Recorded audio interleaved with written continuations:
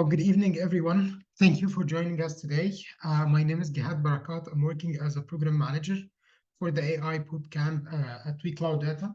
And today we glad that we have Yi Zhang as our expert tonight to walk us through large language models, what's happening right now in the market, what things to consider when dealing with large language models in the market.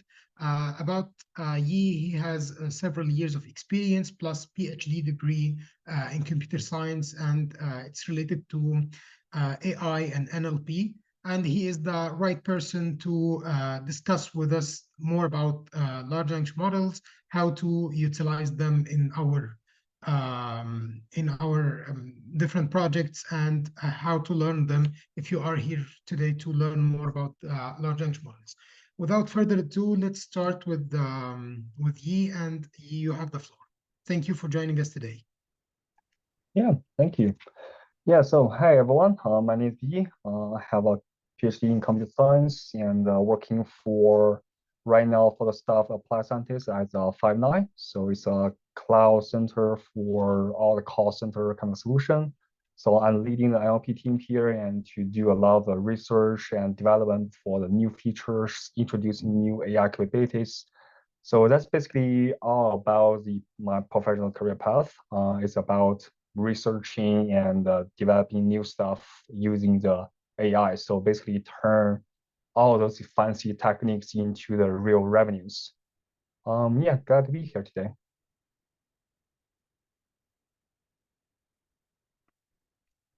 Yeah, so I think the first topic I want to discuss is what's the key aspects when considering understanding the large language models. So I believe this is like the topic we started to discuss like 1 or 2 years ago, ever since ChatGPT being released, right? And in fact, the large language model, especially for the language model, is not a new topic at all. So for the whole NLP stuff, it started back to 1950s, I guess. And then with the development of the machine learning, and now we have the deep learning. So the model now has the capability to understand a massive amount of data. So now we have this kind of new term, or say hot term, about the large language models. So, or sometimes you just say NLP, LLMs. So it's all talk about the same thing. So to help us understand what's the large language model, I think we need to talk about what's the language model itself. So most people has a impression, say, hey, ChatGPT, this kind of stuff is super fancy, right? I can do whatever I want to this. I can ask questions. I can solve certain problem over here. So will that be the truth? Well, I would say partially. So for all of those language models, internally from theory, they are nothing but a list of probability. So whenever you ask a question without context, so you may not get answers. So same thing as a human. What's the difference between the traditional NLP with what we call the modern large language model NLP is about this large language model now has a capability to not saying understand the language, but it has a hidden probability distribution over the language itself. So whatever the language being trained, for example, the Wikipedia or all this kind of open web search results over there, all of those things they be embedded as a list of probability, a chain of probabilities. So if you ever look at the ChatGPT, how it works, it pops up the token one by one, right? Whenever the new token pops up, it's formed into a new probability set of probability. Then it's trying to consider what's the condition over here, what's the next most make sense guess. So sometimes when you use that, you'll see, hey, if you ask who is the president of USA, you may get an answer, right?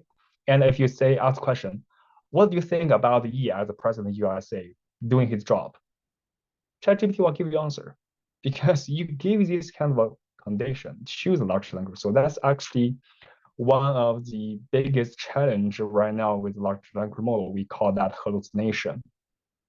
So people now need to set up correct expectation to the large language models, and that's also something you want to consider if you want to use large language models. So the expectation from there and the fundamental of the understanding of the large language model should be there, just to help you understand, what kind of task you can perform with these tools.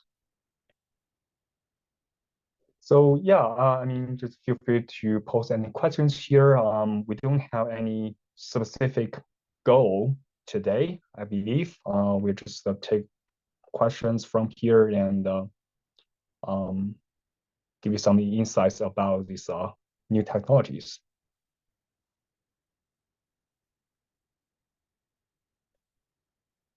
Okay, so do we want to go to this next section?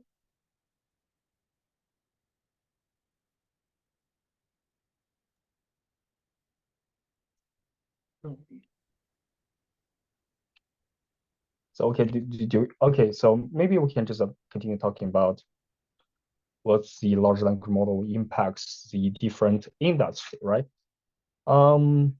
Maybe start from my personal experience a little bit. So I'm right now working at Five9. So this is like a very traditional public company handles the call center things, right? So whenever you make a call to, let's say, different company, for example, the Talos is our leading customer over there. Whenever you make a call to them, you'll hear a prompt saying, if you're calling about the building department, press 1. If you're calling about something else, press 2, blah, blah, blah, all the way down to, if you need the agent, press 0. So we've been hearing this prompt for the next maybe 10 or even 20 years, right? And those are all based on the traditional NLP, which we call the intent detection kind of thing. Whenever you click some button over there, it will rotate you to somewhere. And I believe in the past 3 or 5 years, people started hearing about, in 1 or 2 words, describe your problem, right? So this is kind of involved. Instead of giving you a decision path over there, choosing a corresponding button, now models start to pick up your intention. You can just say, hey, I want to check my bill, or say building department, or saying, I want to get the internet, something like this. So this kind of a change is because the AI now has a new capability that you can infer something with a minimum training data. So previously, if you want to do some machine learning, right, you are required to provide a massive of the training phrases over there. And some of the training phrases is not complete, so that you will have count edge case. So the language model, the traditional language model, only considering what's been seen in my training data, that's it. But with the large language model, start from 2017, we have this attention is all you need. And later on, we have this BERT, and we have GPT. Now people have the capability to say, if I only provide 1 or 2 training samples to my model, now my model start to generalize. And this is something people never seen in the past, right? And this is something that the large language model can provide to us. So the minimum requirements versus the less requirements on the training data, and the better generalization and the better customization, or the large range of different tasks that it can do. So all of this will have the huge impact to the industry. Let's go back to the call center kind of use case, right? Now you're just maybe 2-3 years ago, you just hear a prompt saying, in 1 or 2 words, describe your problem. And now the latest technology, what they give us is, hi, what can I help you? It's more like a human-to-human conversation these days, right? So this is very recent things. It happened in last 1 or 2 years. So you can actually talk to customer service. You can talk to a call center instead of saying, hearing all of those prompts and select all the menus, or in 1 or 2 words that describe a problem that may lead you to a different department. So with more and more context provided to the large language models, now the machine can do much better than before. and that will give us a better user experience. So that's about what we have in a call center. And in another few use cases is say in the past, if you call in a call center, the agent take up your call, and then you say, hey, I have this problem. I have this I have 200 extra bill on my phone. What happened? Then the agent saying, hey, can I put you on hold, right? I need to check a few documents. Can I give you discount, something like that? Then you're saying, the guy will say, hey, I'm checking your data. It's out of my capability. So I need to transfer it to another agent. When you transfer to another agent will ask the same question again. So, all this time spent on the agent communication without the help of the AI, without help of the large language model to understand the massive previous context, we are wasting a lot of time in the communication in this industry, in all these kind of detailed pipelines. So now with large language models, the next agent picks up the call and immediately it will see a summary of what happened before. And it will also see the summary of what happened before previously, and maybe to predict your next needs, right? You can all have this kind of information sent to the large language models, and based on some criteria or probabilities, then the model trying to make a decision for you. So those are something that at least changed the industry I'm working on dramatically. And that's also the new capability my team is trying to deliver to all different customers. So, and of course, there are some other domain industry, for example, the financial. So my first startup, they are working on this financial or legal kind of documents, right? Over there, traditionally, if you have a deal, like say legal documents, then from the legal documents, you will need to extract certain entities or extract certain words, and maybe you are required to do some what we call the causality inference. So what been done in the past caused the current, kind of events. So something like that right now can also be handled by the large language models. So previously, you need to break this big task into smaller chunk of tasks. For example, if you have a mortgage contract, right? Inside the mortgage contract, what you need to do is the bank may say, hey, I want to know who is my lender and what's the interest rate, what's the term of the rate, what's the total amount borrowing. So previously, let's say 5 years ago, people can do that.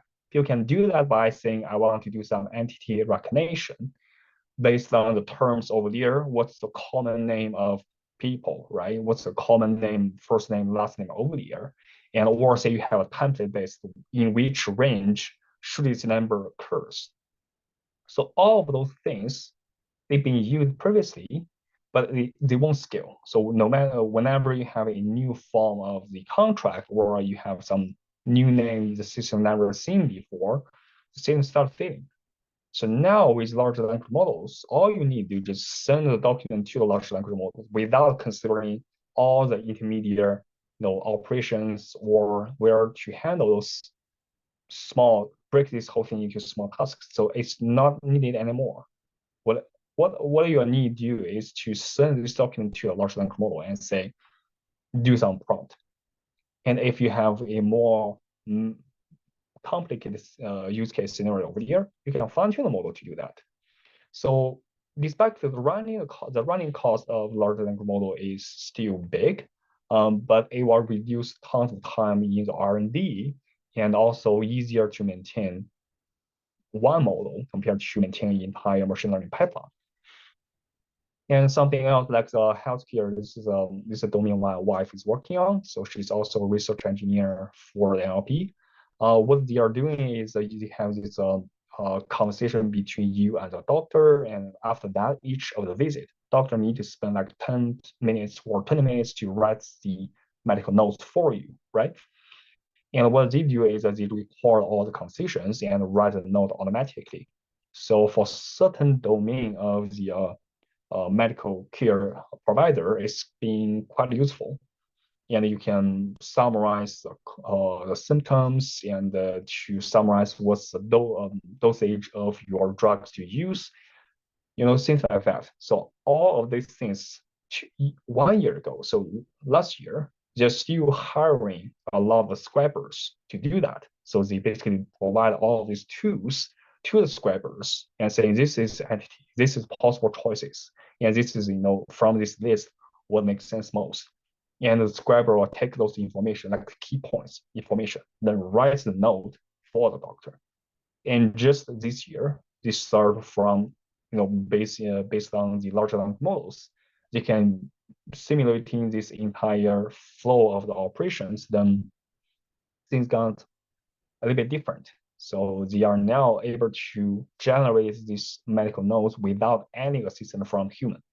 So the turnover time reduced from 6 hours down to 20 minutes. So that's also a great opportunity for the large language models in healthcare domains. So I think the biggest advantage of the large language model is that you can simplify a lot of things just by sending the raw input and ask for what you need. The model most of the time may not be 100% correct, but it will give you some insights, right? So it understands the requirements and the document, it understands the relationship between them. So they do have a probability distribution, but that distribution may not be exactly the one you need, but because they already have something, it makes a fine-tuning much easier than before. So whenever you can just provide, like say 10 or even 20, or even say 2 or 3 documents, examples of there, you can fine-tune the model for that few examples, then the model starts to generalize. So this is a few things we've been seeing, like the new trend in the past. So previously you need to require, like say, 100 different or 100,000 training samples, and to break the tasks into small chunks of things, small chunks of the subtasks. And now it's become like one shot, right? One shot solution, end-to-end solution. All of those feature engineering, subtask design, these kind of things gonna be embedded into one single model, and also provide kind of give you the decent accuracy. So maybe we can take a chance for a round of the interaction. So what kind of domain you guys are working on, and if there are any kind of questions or use case you want to discuss.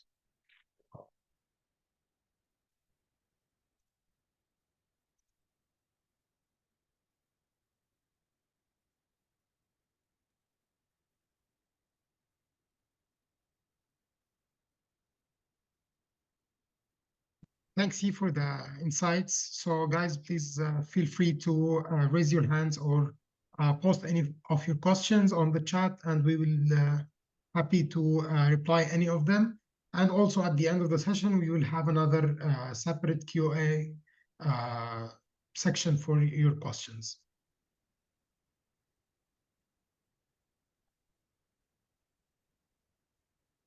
So is there any particular domain or industry field you guys are working on? Are you interested in particular large language models for applying to some specific domains? Nothing?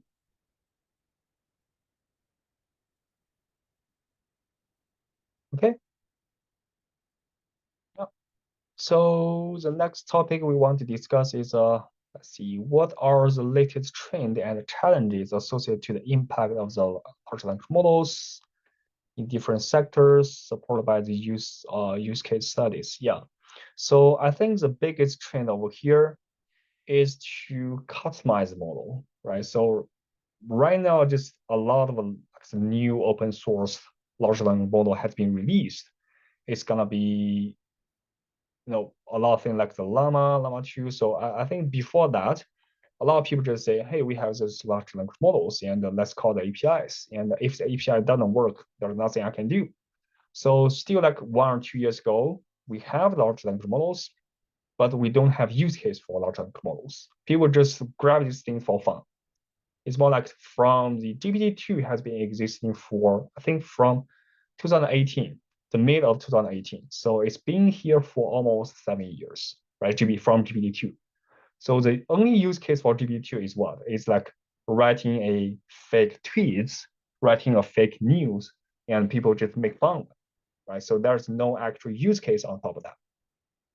And with the new technologies like the massive training data and a larger model, the better capabilities over there, now the model has a better capability, and people start to think, hey, can we just make some use case over here? Can we solve some real world problem with that over here?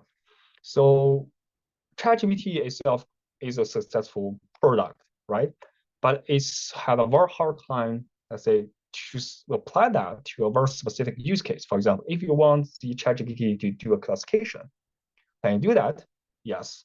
But what's the problem? If you say, hey, classify this sentence into positive or negative based on the semantic, the model may not just say positive, negative, like what you expected, right? So in any system, you want the output to be consistent. And instead of that, ChatGPT will say, hey, based on the sentence you provided, and this keyword is matching to a positive scenario, that keyword is matched to a negative sentiment. So that based on the information, I think the right answer is negative. So you have a huge, like very long results over the response text over there, right? And you need to go there and parsing the results. Then when you parsing this kind of thing, you will see a bunch of different, edge case over there. So that's kind of one things we are facing in the past year. And now the new trend is like, because we have a more and more similar model released as an open source, as a commercial friendly, people now start thinking, can we just grab some of these models and further fine tune that to working on my specific use case? Can we have a domain specific large language models just focus on this certain domain? For example, my wife's company is doing the healthcare, right? And ChatGPT is not designed for the healthcare domain, so it's a general domain model. If you want to apply some domain specific things, it may get confused. So they've been trying to fine tune a much smaller model. I would say it's not 70B, it's I think it's a 13B. So it's the fine tune 13B model and to provide more domain specific knowledge and then with some instruction over there. And now it performs even better than GPT-4.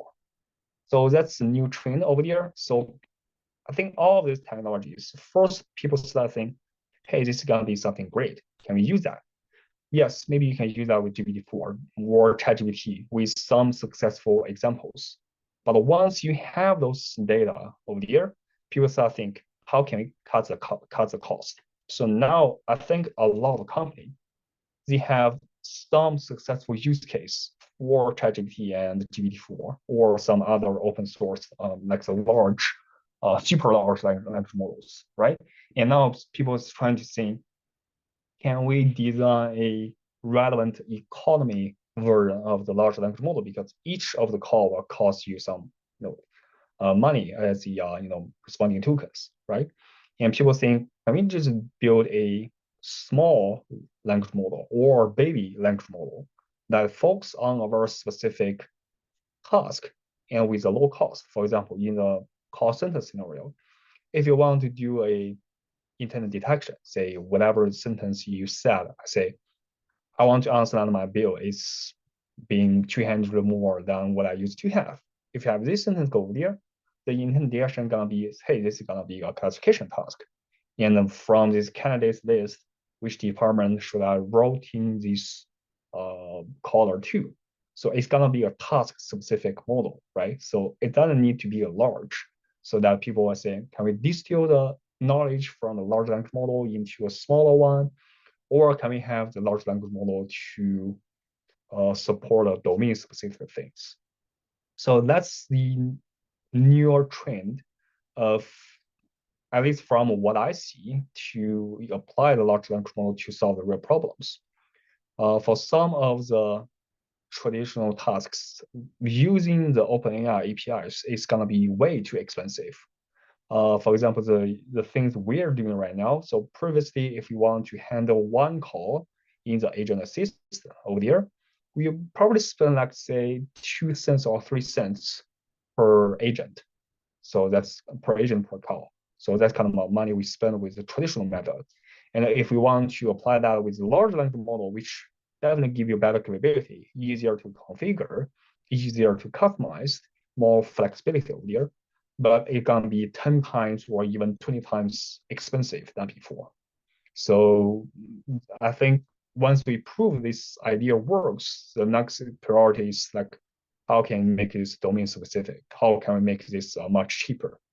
So yeah, that's basically the latest trend I see from large language models.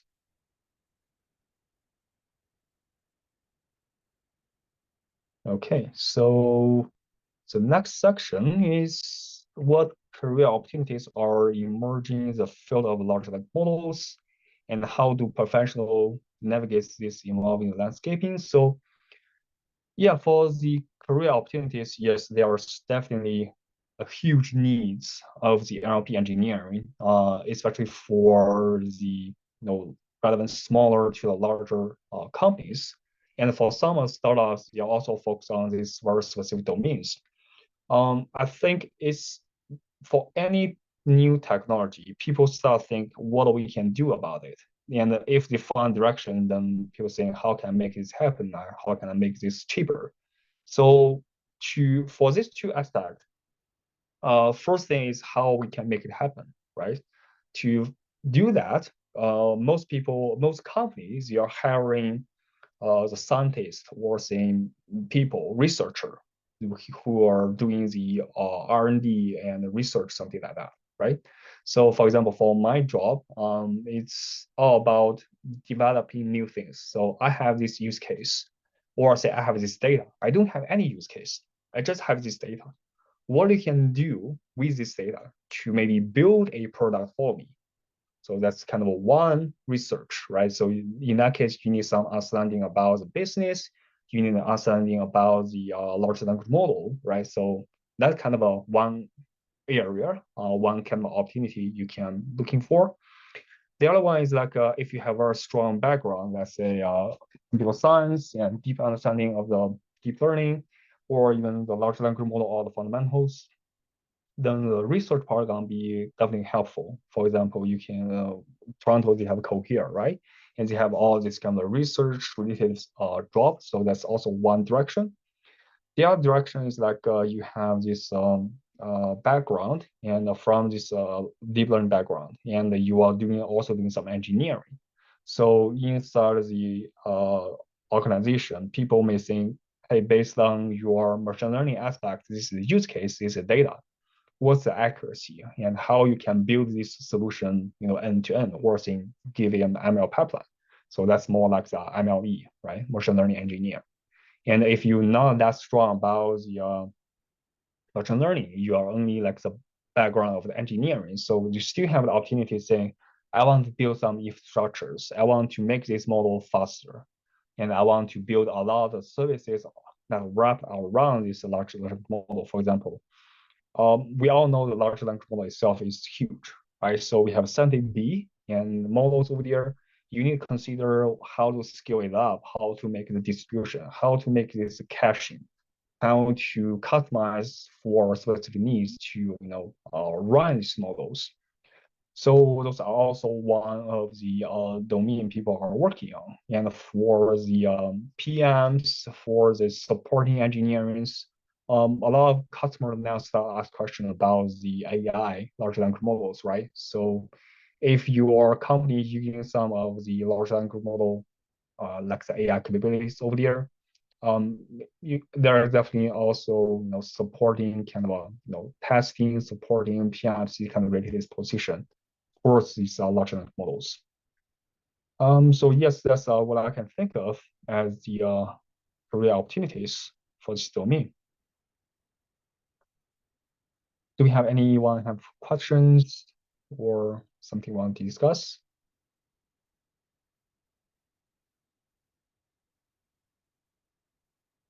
No? Okay. So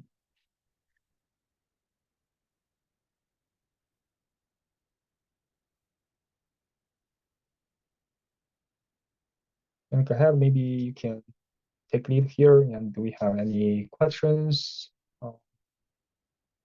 that need to be answered or? Sure. Thank you, Yi, for your insights and for the valuable